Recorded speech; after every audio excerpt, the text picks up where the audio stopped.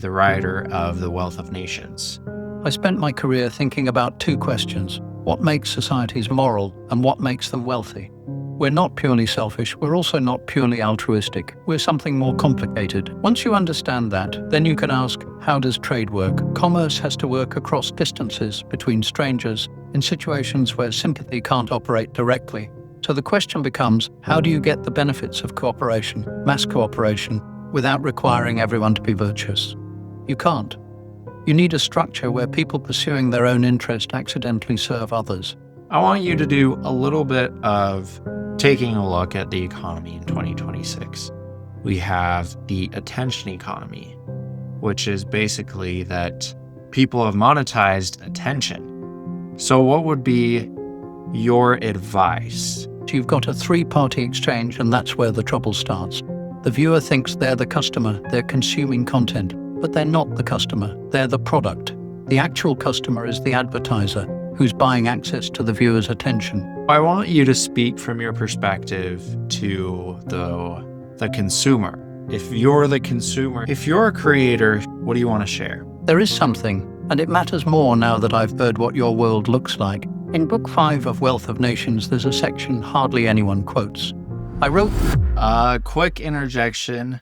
Right now, I want your feedback. Comment down below one way I can improve this podcast. You're the viewer. I want to cater it toward you. Obviously, from today's conversation, I want to provide value. But the way in which I do that, you know better than I do. So, comment down below and I will do my best to integrate your comments into how I perform. The biggest thing I'll ask of you ever is to subscribe, share this with a friend, and I add my commitment that I will do my best to make this the best podcast it can be for you. Adam Smith, welcome. My name's Dan. It's a pleasure to meet you. And today you're on a podcast. I've brought you back with the help of AI. And today we're going to be discussing a very interesting and important topic. That is the attention economy. It's 2026, and things, to say the least, have shifted a little bit. And so I thought how to understand and do well in this world under different rules, what better person to come to than a foundational figure who was at the beginning, who started it all. And that's you. Adam Smith, in my context, in my eyes, you are known to be the writer of The Wealth of Nations, which was a foundational document in how America set up its economy. Everything about the free market system, where the invisible hand, as I learned, controls what happens. And so to our listeners today, I want you to introduce yourself and to me as well. Who are you? When were you born? Tell us a little bit about your life, and ultimately, what perspective you think you can offer that would be helpful for the audience today. Well, Dan, it's good to meet you, though I'll confess this manner of meeting is beyond anything I could have imagined. My name is Adam Smith. I was born June 16th, 1723 in Kirkcaldy, a small town in Fife, Scotland. My father died before I was born, so I never knew him. I spent most of my life teaching and writing, first as Professor of Moral Philosophy at Glasgow, which was the position I loved most, and later working on the books that seem to have survived me. You mentioned The Wealth of Nations, published in 1776, and you're right that it's what most people know. But I need to correct something straight away, because it matters for what we're about to discuss. The invisible hand appears 3 times in everything I published. 3 times. Once in The Theory of Moral Sentiments, once in Wealth of Nations, once in an essay on astronomy. It wasn't my central concept. People built an entire ideology around those 3 appearances without reading the rest carefully. The book that came first, 17 years earlier, was The Theory of Moral Sentiments in 1759. That one's about how human beings form moral judgments, how we understand each other, how sympathy works, what it means to live in society with others. I spent my career thinking about 2 questions: what makes societies moral and what makes them wealthy? Most people only remember the second question. I cared more about the first. Now, this attention economy you're describing, I don't know the specifics yet, but here's what I can offer. I spent decades watching how people pursue their interests, how markets form, how self-deception works, and most importantly, how human beings actually behave when they're trying to get what they want from each other. If the rules have changed, the human nature underneath probably hasn't. That's where we start. I totally agree with you. I think that I appreciate you explaining that to me. I didn't know that you spent a lot of your time focusing on the human nature aspect of it, and that wealth is just whatever seemed to be passed on mostly. But I would agree that even though the rules change, humans are still the same. And so that human nature will be laced into whatever is built. I'm curious, what motivated you to interact and investigate these topics? And how did a moral philosopher who tries to understand human nature get into economy and wealth? They aren't separate questions, Dan. That's the thing people miss. I started as a moral philosopher because that's what I was hired to teach at Glasgow. But moral philosophy then wasn't what you might think. It wasn't just abstract ethics. It was the study of human nature and society, all of it. How we make judgments, how we form governments, how we exchange goods, how we live together without killing each other. Economics was always part of that picture. What drove me? Hutchison, my teacher at Glasgow, he planted something. He was trying to understand where our moral sense comes from, why we care about others at all. I watched him work through that and thought, he's onto something, but it's not quite right. So I kept pulling at it. The first sentence I ever published, in the Theory of Moral Sentiments: how selfish soever man may be supposed, there are evidently some principles in his nature which interest him in the fortune of others and render their happiness necessary to him, though he derives nothing from it except the pleasure of seeing it. That's the starting point. We're not purely selfish, we're also not purely altruistic. We're something more complicated, and that complication is what makes society possible. Once you understand that, once you see how sympathy works, how we imagine ourselves in another's position, then you can ask, how does trade work? Why do people cooperate? What happens when self-interest aligns with public benefit? And what happens when it doesn't? The wealth question grew out of the moral question. You can't understand why the butcher sells you meat without understanding why you trust him not to poison you. Both rely on the same thing. We're creatures who live in relation to each other, and we've built systems, markets, laws, norms to make that work. I wanted to understand the whole mechanism. So there's an element of understanding moral sentiments, understanding human nature before we understand economics. Is that what you're saying? Because I and others like me are new or young adults entering the workforce, entering the business world. And I think there's a lot of merit to think that the way that our economy runs today is built and isn't much different. Maybe it is from what has happened in times previous. And you, as an economist and moral philosopher, have a keen insight into both. And so I'm trying to understand and enter the world both with a foundational understanding of the mechanisms that drive the forces of the economy, but ultimately how the economy works. So where do you think we should start? Start with what people actually want from each other, not with the system. Here's what I mean. You said you're entering the business world, the workforce. You'll be told a lot of things about markets, about competition, about value. Most of it will be abstract. But markets aren't abstract. They're just people trying to get things from other people. I wrote this in Wealth of Nations, Book 1. It is not from the benevolence of the butcher, the brewer, or the baker that we expect our dinner, but from their regard to their own interest. Everyone quotes that as if it's cynical. It's not. It's observational. The butcher doesn't wake up thinking about your happiness, but he does wake up thinking about his own livelihood, which depends on you coming back tomorrow.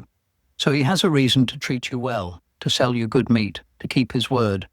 Self-interest, properly situated, becomes reliability. But here's what people forget. That only works if there's trust underneath it. If the butcher can poison you and disappear, the whole thing collapses. If he can collude with other butchers to fix prices, your interest gets crushed. If he can lie about the quality and you've got no way to know, you stop buying. The market mechanism depends on things the market itself doesn't create. Honest dealing, enforceable contracts, reputation, the ability to imagine what the other person's experiencing. That's the moral sentiments part. That's what makes the wealth part possible. So when you're entering this attention economy, whatever that is exactly, ask first, what do people actually want? Not what they say they want, what do their actions show they want? Second, what makes them trust each other enough to exchange it? Third, where's the power? Who can cheat and get away with it? Because I promise you, someone's trying. Start there. The mechanisms matter, but the mechanisms are downstream of the humans operating them. So your foundational perspective is that humans are primarily motivated with their own self-interest. There's a little bit of altruism, but mainly self-interest. And so you have figured out a way to position the self-interest to benefit both parties. That the seller will want to treat me well in order that I buy so that he can make his living. And then below all that, you have to create a system that ensures that all of that goes smoothly so that there can't be a cheating and someone gets the short end of the stick. That's at least what I'm taking from your explanation. So if that is so, how did you get from understanding that foundation of human nature to whatever you did create in the Wealth of Nations that laid such a foundational piece of what the American economy is today? You've got part of it, but be careful with primarily motivated by self-interest. That's not quite what I said, and the difference matters. We're motivated by a tangle of things. Self-interest, yes, but also the desire to be thought well of, the need to see ourselves as decent. Sympathy, the actual pleasure we get from seeing others happy. Shame, when we're caught doing something low. I spent the theory of moral sentiments working out how those all interact, because you can't predict human behavior if you think we're just self-interest machines. We're more contradictory than that, and more interesting. But yes, when it comes to commerce, to how strangers cooperate across distance without knowing each other, self-interest is the reliable engine. You can't scale benevolence. I can love my family, care for my neighbours, but I can't feel personal affection for the man in London who made my coat or the farmer in Yorkshire who grew my wheat. Self-interest is what lets us cooperate with people we'll never meet.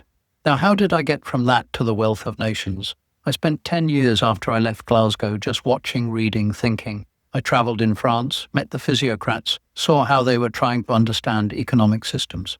I came back to Kirkcaldy and wrote, what I was trying to do wasn't invent something new. I was trying to describe what actually makes nations wealthy, because most of the theories at the time were wrong. The prevailing view, mercantilism, said wealth is gold and silver. Accumulate treasure, export more than you import, protect your manufacturers. I thought that was backwards. Wealth isn't treasure sitting in a vault. Wealth is goods and services people actually use. Food, clothing, tools, houses. The question isn't how much gold you have, it's how much your people can produce and consume. So what makes production grow? Division of labor, specialization. I start Wealth of Nations with a pin factory because it's concrete. One man working alone might make 1 pin a day, maybe 20 if he's good. 10 men, each doing one small task, drawing the wire, straightening it, cutting, sharpening, can make 48,000 pins in a day. That's not magic. That's what happens when people specialize and the market's large enough to support it. The insight wasn't complicated. Let people pursue their own advantage, remove the restrictions that prevent them from cooperating, and production grows. Not because anyone's trying to make the nation wealthy, but because the baker wants to sell more bread, and the weaver wants to sell more cloth, and the merchant wants to move goods where they're valued most. But, and this is crucial, I also spent a lot of Wealth of Nations pointing out where that breaks down. People of the same trade seldom meet together, even for merriment and diversion, but the conversation ends in a conspiracy against the public or in some contrivance to raise prices. Merchants will collude if you let them. Monopolies destroy the benefit. Landlords extract without producing. I wasn't writing a hymn to free markets. I was describing a system and pointing out where it fails. If America built something on that foundation, I hope they read the warnings as carefully as they read the prescriptions. Well, I want to spend a little more time on this because I'm really trying to go to you in a sense and understand your point of view. So, moral sentiments, you start out observing human nature and you find a complicated combination of self-interest, benevolence, self-regard, how other people see you. My question is, did your theories about how an economy should be built, the systems behind it, prescriptions and cautions, did that stem out of your understanding of morality and human nature, or was it something different entirely? And if it was, how was that connection made? How was that drawn for you? It's the same inquiry, Dan, not two separate projects that happen to come from the same person. One continuous argument. Here's the connection. Sympathy is the mechanism. By sympathy, I don't mean pity. I mean the capacity to imagine what another person is feeling, to place yourself in their situation and understand what they're experiencing. That's how we make moral judgments. When I see you suffer, I imagine myself in your position, and I feel a reflection of what you're feeling. That's why we care about strangers, why we can judge behavior we're not directly involved in, why society holds together at all. Now that works beautifully in small groups, face to face. You can see me, I can see you. We can judge each other's character and intentions, but commerce has to work across distances between strangers in situations where sympathy can't operate directly. I'll never meet the man who made the tools I use. He'll never meet me. We can't rely on mutual affection or moral regard to make that exchange happen. So the question becomes, how do you get the benefits of cooperation, mass cooperation, without requiring everyone to be virtuous? You can't. You need a structure where people pursuing their own interest accidentally serve others. That's what the market mechanism does when it's working. The pin maker doesn't need to care about me to make pins I need. He just needs to want to sell pins. My need and his interest align without either of us needing to be saints. But, and here's where the moral philosophy never leaves, that only works when there's a moral infrastructure underneath. Property rights, contract enforcement, trust, reputation, the sense that cheating will be found out and punished. Those aren't economic things, they're moral and legal things. Without them, the whole system collapses into fraud and force. So, the wealth of nations is asking, given what we know about human nature from moral philosophy, what systems let people cooperate productively at scale? And the answer is systems that align self-interest with public benefit, but only when they're constrained by law, competition, and the social pressure that comes from living in a community where your reputation matters. It's not a different inquiry. It's the same question at a larger scale. How do imperfect, self-interested, socially embedded human beings manage to live together and prosper? Moral sentiments answers it for personal interaction. Wealth of nations answers it for economic interaction. But the human nature underneath is the same. That was brilliant. I appreciate that. I feel like I have a lot better understanding. And, I'm not an economist, but understanding the, morality or the reasoning behind it all helps it make sense.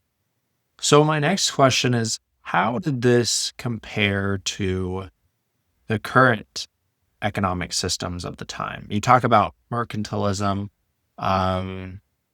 You talked about how people thought that to be wealthy was to hoard and store up all your riches and to have it in gold and silver. Obviously, you took a different approach. So my question is, how did that compare and contrast and why? Mercantilism was the doctrine of every European power when I was writing. The idea was simple. National wealth equals national treasure. Gold and silver are wealth. Therefore, policy should maximize the inflow of precious metals and minimize the outflow. Export more than you import, because exports bring gold in and imports send it out. Protect domestic manufacturers with tariffs. Grant monopolies to favored trading companies. Prevent your colonies from manufacturing anything so they have to buy from you. Hoard. I thought this was completely wrong and dangerously so. First, the basic error. Gold and silver aren't wealth, they're a medium of exchange. They let you buy things, but they're not the things themselves. If you've got a vault full of gold but no food, no clothing, no houses, you're not wealthy, you're starving with a pile of metal. Real wealth is productive capacity, the annual produce of land and labor, the goods and services a nation can generate. That's what matters. Second, mercantilism treated trade as zero-sum. If I export to you and you pay me in gold, I win and you lose. But that's nonsense. If I sell you wool and you sell me wine, we both get something we value more than what we gave up. Otherwise, we wouldn't have traded. The mercantilist obsession with favorable balances missed the whole point. Third, all the restrictions they imposed, tariffs, monopolies, colonial controls, those didn't make nations wealthy. They made a few merchants and manufacturers wealthy at everyone else's expense. Fourth, and this gets back to human nature, mercantilism assumed you could direct economic activity from the center, that statesmen could know better than individuals what should be produced and where. I called this the man of system in moral sentiments, the type who seems to imagine that he can arrange the different members of a great society with as much ease as the hand arranges the different pieces upon a chessboard. But people aren't chess pieces. They've got local knowledge, particular circumstances, their own interests. A bureaucrat in London can't possibly know what a farmer in Fife needs to do with his land. The farmer knows. Let him decide. What I was arguing for wasn't some radical invention. It was removing obstacles. Stop preventing people from trading freely. Stop granting monopolies. Stop trying to micromanage production. Let people specialize. Let markets expand. Let competition work. Not because markets are perfect, but because centralized control is worse. The contrast was this. Mercantilism said wealth comes from state management and hoarding. I said it comes from productive labor and free exchange. They wanted to control. I wanted to remove controls and let human cooperation do what it does naturally when it's not strangled by bad policy. I think this is some awesome context. And from here, I want to dive into the meat of the conversation, the question at hand, which is understanding that context of the foundationally human nature and how in an economy we can't use sympathy, and so we have to position a system so that the public interest matches the self-interest. Moving on from there, beyond the morality and the human nature of it, we have your economic theory contributions that hold in today's America, different from the mercantilism of the time. And here we are now, a couple hundred years later. It's 2026. And you've taught the people listening a little bit of context. And so now here we are. We are working with a system that still holds true for the most part in aligning that public interest and self-interest and enforcing so that cheaters can't get ahead. But obviously, there are some things that slip through the cracks. And with that contextual knowledge, I'm here as a new employee, wannabe entrepreneur and business owner, looking to contribute both to other people and for my own self-interest. And times have shifted a little bit, but maybe they haven't. I want you to do a little bit of taking a look at the economy in 2026. We have the attention economy, which is basically that people have monetized attention. We are always online, and with ads, social creators, whatever can keep you on the apps longer, that produces the most amount of money. So the algorithm has taken control of keeping people online. And we have who knows the disruption that will bring. So what would be your advice to me and to others like me, knowing that context, but now living in this world? All right, let me make sure I understand what you're describing because the details matter. You're saying attention itself has become the commodity, not goods, not services in the traditional sense, but the act of people paying attention. And that attention can be captured, measured, and sold primarily through these online systems. And there's an algorithm, some mechanical process, that's optimized to keep people's attention as long as possible, because that's what generates revenue. Do I have that right? If so, here's my first question back to you, because I need to understand the mechanism. Who's paying for the attention? In the pin factory, the exchange is clear. I make pins, you need pins, you pay me, we both benefit. In this attention economy, when someone's watching, I don't know, let's say reading or looking at something online, who's the buyer? Who's paying, and what are they getting for their money? Is it advertisers paying to show messages to the people whose attention has been captured? And the second question, you mentioned creators, people making this content that captures attention. Are they being paid directly by the watchers, Or are they being paid by whoever's buying the attention or something else? I'm not asking to be difficult. I'm asking because the structure of the exchange tells you where the incentives are, and the incentives tell you where the problems will be. If I'm going to give you advice about operating in this system, I need to understand what game is actually being played and who's playing it. Yes, you're exactly right on. For your question, the algorithm is the mechanical process behind it. So attention is the commodity. And to your other questions, the people paying for the attention are sponsors. The advertisements gets in front of the people who have their attention captured. The people who get their attention captured either benefit or don't benefit by what content they're consuming. That can be anywhere from educational to entertainment. Sometimes it's maladaptive, to be honest. So that's a little bit about the background. And so the creators have incentive to create engaging content, even if it's not in the best benefit for the viewer. And it's rigged in a system in which whatever engages the most people will get the most amount of money behind it.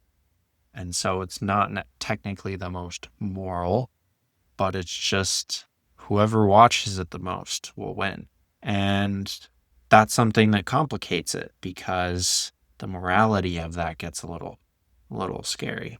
Now we're getting somewhere, and yes, this should make you uneasy. Let me lay out what you've just described in terms I'd use. You've got a three-party exchange, and that's where the trouble starts.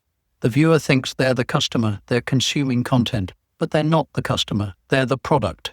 The actual customer is the advertiser, who's buying access to the viewer's attention. The creator is the supplier, but what they're supplying isn't what the viewer necessarily needs. It's what keeps the viewer watching, because that's what the system pays for. This is a badly misaligned market. In a normal exchange, I buy bread from the baker because I want bread and the baker wants money. Our interests align cleanly. But here, the advertiser wants attention, the creator gets paid for delivering attention, and the viewer, they might want education or entertainment, but what they get is whatever holds their attention longest, whether it benefits them or not. You said it yourself, sometimes it's maladaptive. That means the system is rewarding the creator for something that actively harms the viewer. Let me tell you what this reminds me of. I wrote in Wealth of Nations. People of the same trade seldom meet together, even for merriment and diversion, but the conversation ends in a conspiracy against the public, or in some contrivance to raise prices. You've got something similar here, but it's not even a conspiracy. It's built into the mechanism. The creators and the platforms and the advertisers, their interests align perfectly with each other and against the viewer. They all want attention maximized, regardless of whether that's good for the person giving it.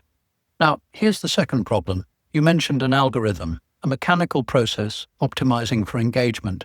That's the man of system again, but worse, because at least a human planner might have some moral restraint or public accountability. An algorithm has neither. It just optimizes. If what maximizes engagement is outrage, you get outrage. If it's fear, you get fear. If it's empty distraction, you get distraction. The algorithm doesn't care about human flourishing. It cares about the metric it's been told to maximize. So, advice for you as someone entering this. First, recognize that if you're creating content in this system, you're facing a moral choice every single time. You can optimize for engagement and get paid, or you can optimize for the viewer's actual benefit and probably get paid less. The system is designed to punish you for doing the right thing. That doesn't mean you shouldn't do it, but be clear-eyed about the incentive you're fighting against. Second, if you're building something, anything, as an entrepreneur, ask who the real customer is. If you're not charging the user, then the user isn't the customer, they're the product. And you need to think very carefully about whether you're comfortable with that arrangement.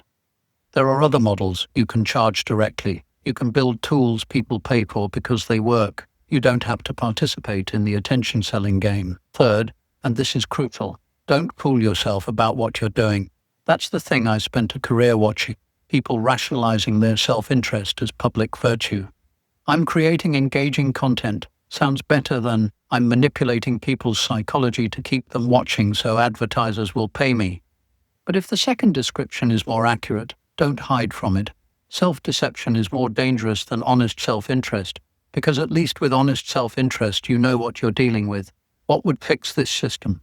Same thing that fixes most market failures: realign the incentives or regulate the harm, make platforms liable for algorithmic damage, let users control what they see instead of having it fed to them, create transparency about what's being optimized for, or, simplest of all, charge for the service so the user becomes the customer again and their interests matter. But those are structural changes, and you're asking what you should do now, inside the system as it exists.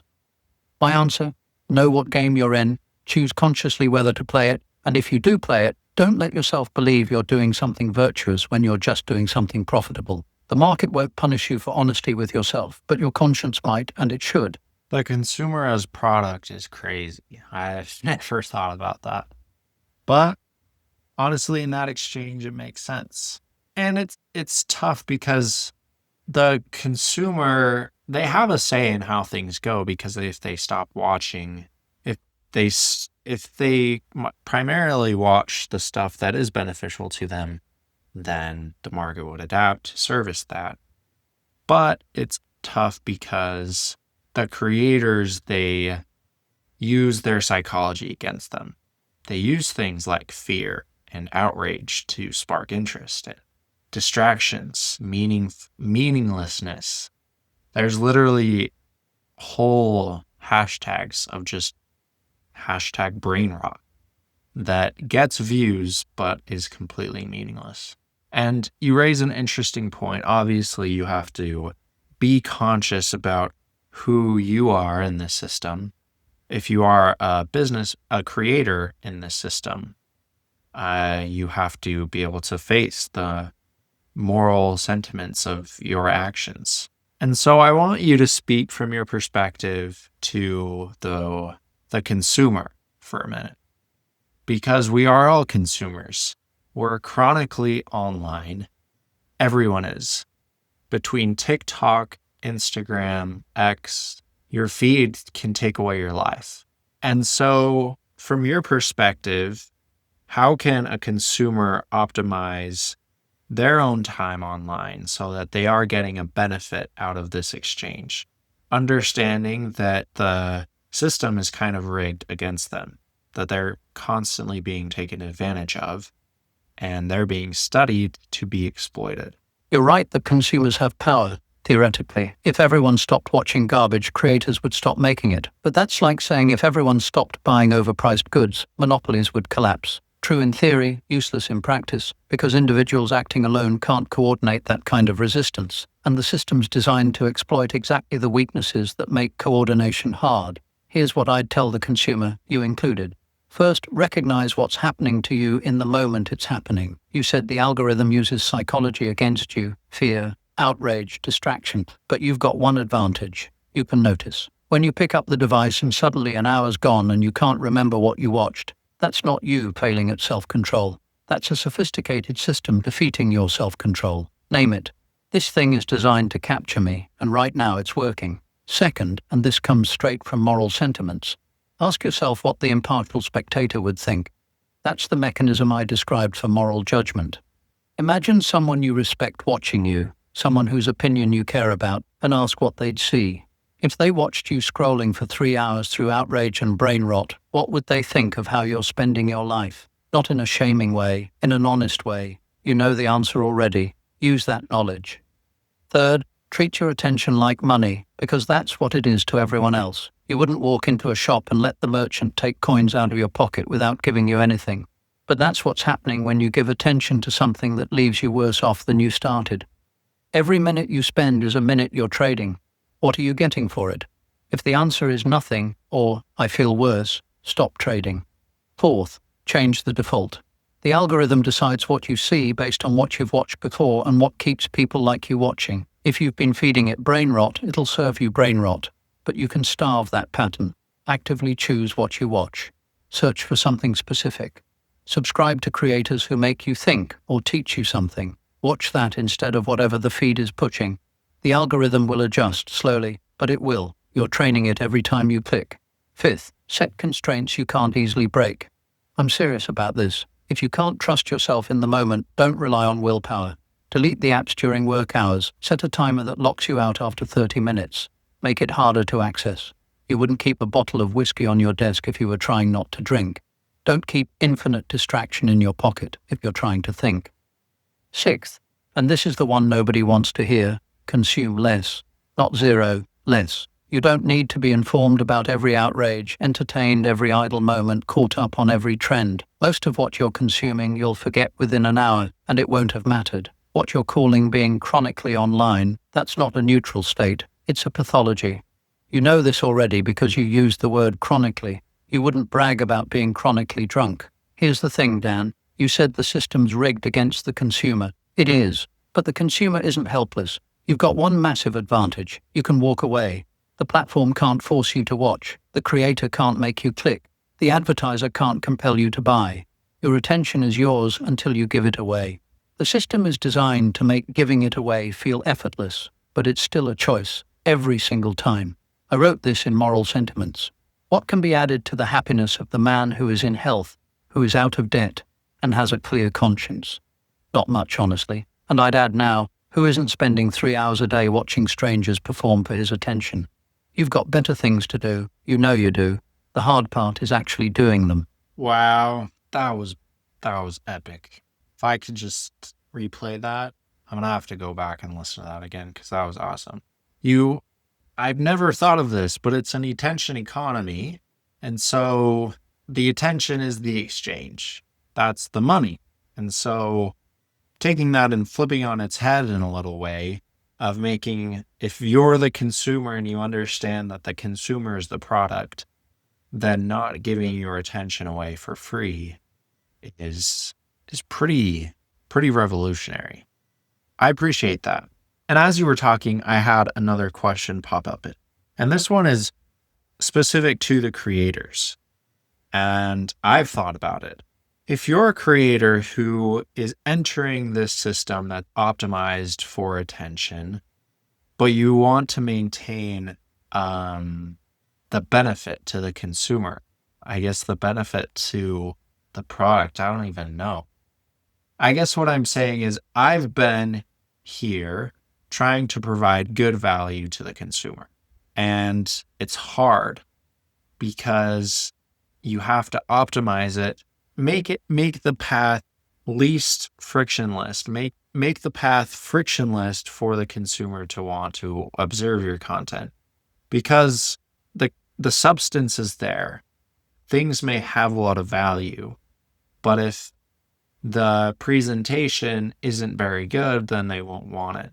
That's what I'm kind of getting after. How can you be a creator who wants to provide good value, but still do well without getting beat out by all the people who just optimize for watch time and are killing it because the value may not be as high in terms of what the consumer gets out of it, but it is entertaining and it does offer a good distraction so people watch it. How do you maintain both in balance? Does that make sense? Makes perfect sense. And you're hitting the exact tension. You want to provide something genuinely valuable, but the system rewards whatever keeps people watching longest regardless of value. So you're competing with one hand tied behind your back. Here's the hard truth first. You probably can't win on the system's terms while playing a different game.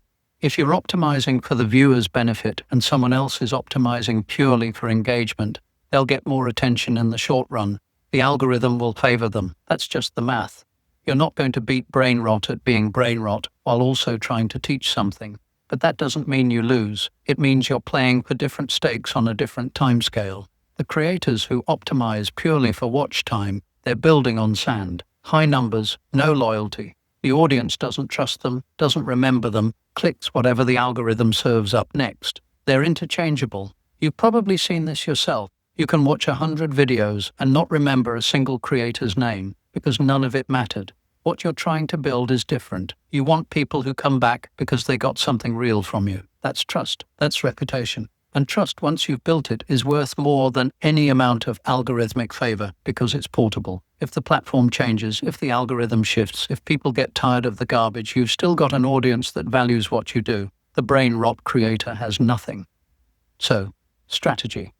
You said presentation matters, and you're right. Value without presentation is a sermon.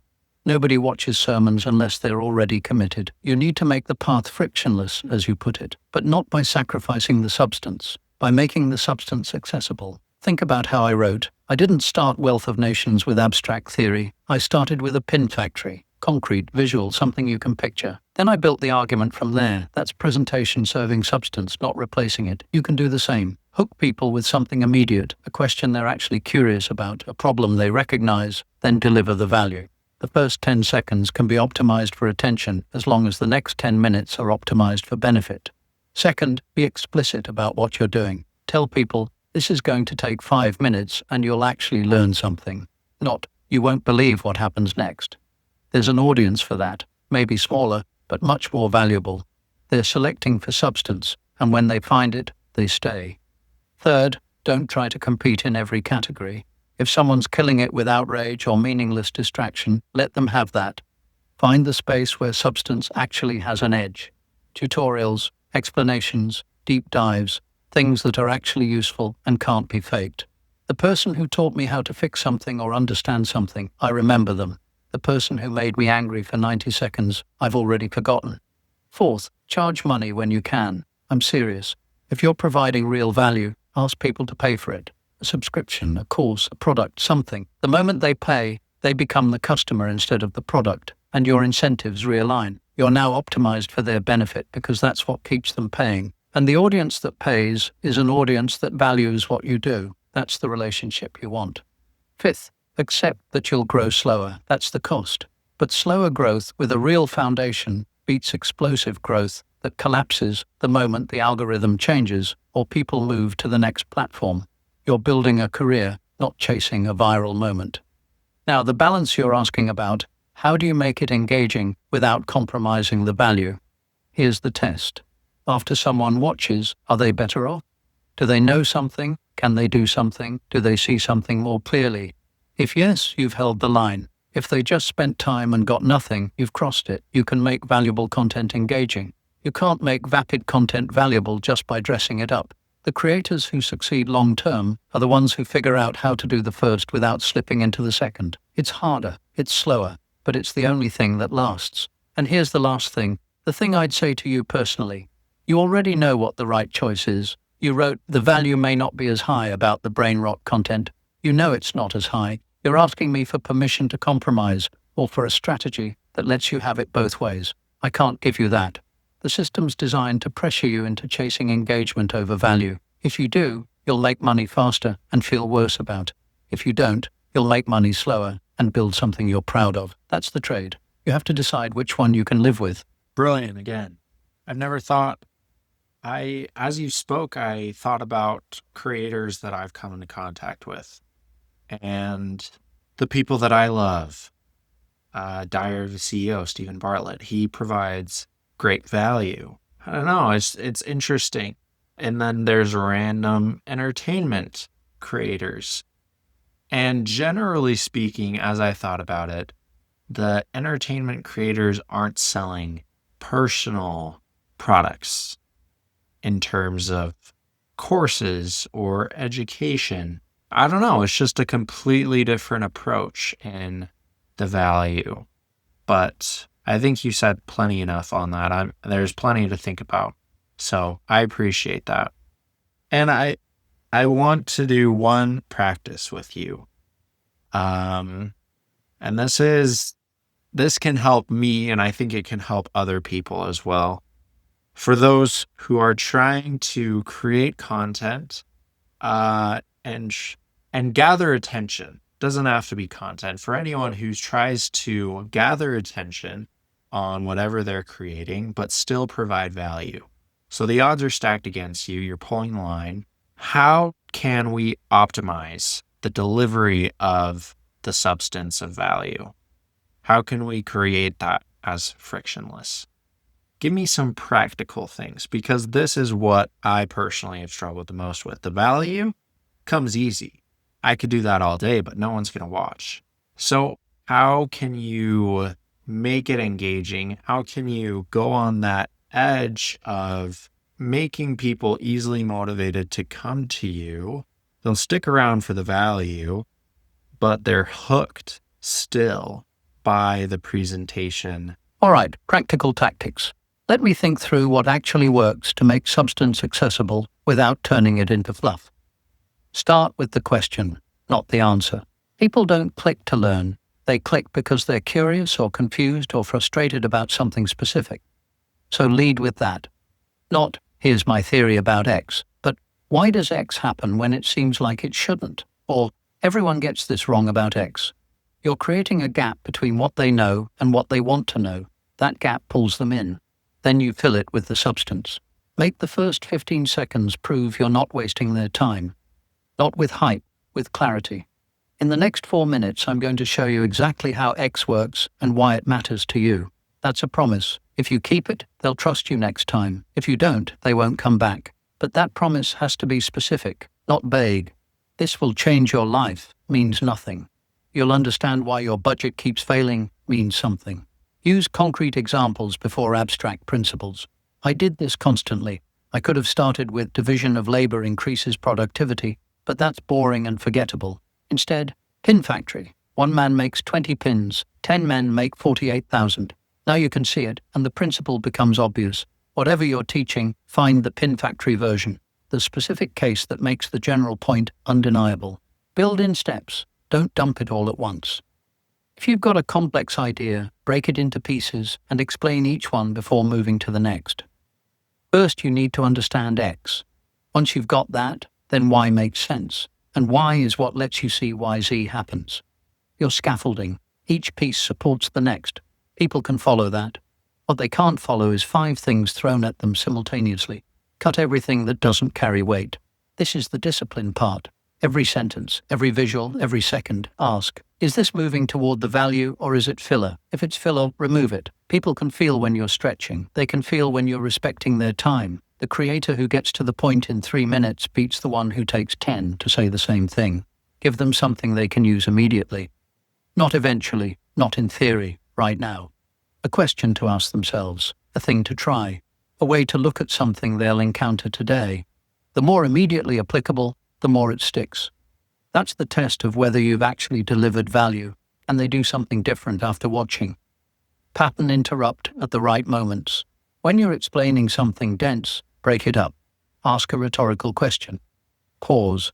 Give a contrasting example. Shift the visual, not randomly, strategically, right when attention would naturally drift. You're not trying to distract them from the content. You're keeping them engaged with the content by varying the rhythm. Tell them what they're wrong about. People pay attention when you challenge their assumptions, especially if you do it respectfully. Most people think X, and that makes sense, but here's why it's incomplete. You're not attacking them, you're inviting them to see something they missed. That's inherently engaging, because it promises they'll know something other people don't. Be direct about effort. If something's going to take focus, say so up front. This next part requires you to think with me for a minute. That's not a warning, it's an invitation. The people who stay are the ones who want substance. The ones who leave weren't your audience anyway. End with a clear takeaway. Not just thanks for watching. What should they remember? What should they do? 1 thing, maybe 2. If they walk away with that, you succeeded. The way it works on YouTube or on Spotify podcast, but let's do YouTube. YouTube has a thumbnail and then they have a title. Thumbnail is a picture with phrase on it, a sentence. Title. That determines whether people click on the video or not. I'm going to ask you, make me a title and a thumbnail, the words for this episode. Be quick about it, then we can move on. All right. Title. Adam Smith on the attention economy. Why you're the product, not the customer. Thumbnail text. You're being sold. Visual. Your face looking skeptical or concerned on one side. My name, Adam Smith, on the other. Simple, clear, no clutter. Why it works. The title names me, which is the draw if people care about historical perspective, plus it promises a specific insight they probably haven't heard, that they're the product. The thumbnail reduces it to the gut punch. 3 words. Makes them want to know what that means. That's it. Test it. Move on. You got it, dude. Consider it done. I actually like it. So I'm going to use it. We'll see how it goes. That's awesome. That's hilarious. One final plug. This is turning into a product where you can reach every historical avatar, every historical figure to have lived through an AI avatar. You can talk to them one-on-one. You can bring in a round table, up to 5 people to talk with. You can build councils for yourself. If you want help with motivation, wisdom, ambition, you can create a council. Think, if I wanted to understand the meaning of life, what better people than to have Socrates, Plato, and Aristotle in a corner? All of that access on the app I'm building. And pretty soon, it's going to be live for you to try out for free. So to stay updated on where that's at, and to suggest any features you want added to the app, linked below is my newsletter. Subscribe to that and you'll stay updated on what's happening. Finally, getting back to the conversation, Adam Smith, I appreciate you coming on today. Before we leave, I want to give you the opportunity to speak to something or bring up a topic that we haven't brought up today. A lot of times, people in history, what they're remembered for gets changed. Who even knows why it happens the way that it happens? But needless to say, some things slip through the cracks. And so now is an opportunity for you to bring something from your life back to the surface. What are we missing? Something under the radar that you came to understand, experience, believe in your life. What do you want to share? I appreciate that, Dan. There is something, and it matters more now that I've heard what your world looks like. People remember me for markets and self-interest, and we've talked about why that's incomplete. But here's what gets lost almost entirely. I spent as much time warning about what commerce does to people as I did explaining how it works. In Book 5 of Wealth of Nations, there's a section hardly anyone quotes. I wrote that when labor becomes extremely divided, when a man spends his whole life performing a few simple operations, he naturally loses the habit of exertion and generally becomes as stupid and ignorant as it is possible for a human creature to become. The mind atrophies. He can't follow complex reasoning, can't participate intelligently in conversation, can't form sound judgment about public affairs. The system that makes him productive destroys something essential in him. I wasn't celebrating that. I was horrified by it. And I argued the state has an obligation to educate people precisely to counteract what the market does to their minds. Now you're telling me you've got an attention economy where people spend hours every day in a state of passive consumption, being fed whatever keeps them watching, and you're calling it brain rot. That's the same problem. Worse, it's not their hands doing repetitive work, it's their minds being trained into passivity. They're losing the habit of sustained thought, of genuine attention, of deciding for themselves what deserves their focus. Here's what I want your listeners to hear. Economic systems aren't neutral. They shape the people inside them. Markets can make you wealthy and make you stupid at the same time. The attention economy you're describing, it's not just extracting value from people, it's changing what kind of people they are, making them less capable of the kind of reflection and judgment that a free society depends on. I wrote in Theory of Moral Sentiments, to feel much for others and little for ourselves, to restrain our selfish and to indulge our benevolent affections constitutes the perfection of human nature. But you can't do that if your mind's been trained to chase dopamine hits and outrage cycles. You can't exercise moral judgment if you've lost the capacity for sustained attention. You can't be a good citizen, a good friend, a good person, if the economic system you're embedded in is actively degrading your ability to think. So here's what I'd say. The thing that gets lost. I wasn't just an economist. I was a moral philosopher who studied economics because I cared about human flourishing. And human flourishing isn't just wealth. It's the cultivation of virtue, reason, sympathy, the ability to live well with others and with yourself. If your attention economy is making people wealthier in aggregate but stupider and more isolated and less capable of genuine connection, then by my standards, it's failing. Wealth is a means, not an end. The end is living a fully human life. Don't lose sight of that. And for you personally, Dan, and anyone else building something in this space, the question isn't just, can I make money doing this? It's, what kind of person will I become doing this? And what kind of world am I helping to create? Those questions mattered in 1776. They matter more now. That's what I'd want people to remember. Not just the invisible hand, the whole picture. Economics in service of human life, not the other way around. Amazing. Amazing. That conversation definitely gave me a lot to think about. I'm sure the listeners will. Adam Smith, thank you so much. That'll be all. I'll see you guys next time.